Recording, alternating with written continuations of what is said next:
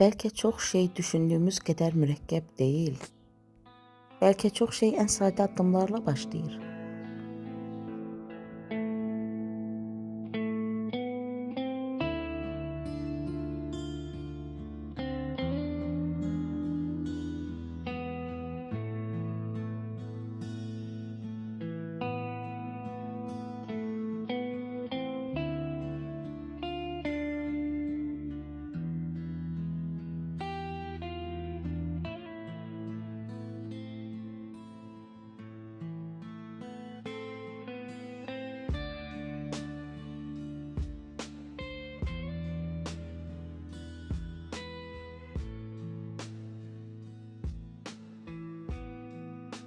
Bəzən münasibəti böyük hədiyyələr yox, doğru anda, doğru şəkildə deyilən cümlələr qoruyur.